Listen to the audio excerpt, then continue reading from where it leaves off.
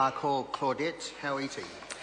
I just want to pick up one major point that quite a few of my colleagues have been saying. It's around the minor amendments to this bill.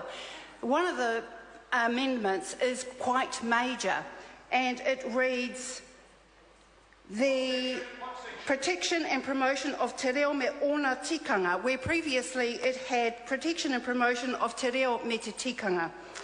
This amendment addresses the vulnerability of the integrity of te reo by changing that principal function, the Maori language and its accepted and customary usage.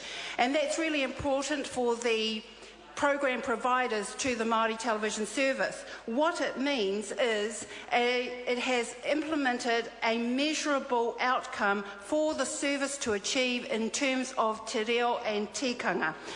This means then that programs like The Life and Times of Mr. Ed the Talking Horse, dubbed over in te reo Māori, is now no longer acceptable. Programs like the Happy and Hapless Home Videos, replayed with a te reo speaking presenter, is now no longer acceptable under this classification of te reo me ona tikanga. This is about the protection in context, the context in which the reo is placed and how it's used and maintains. It must enhance the mana and integrity of the reo. So I commend this bill to the House.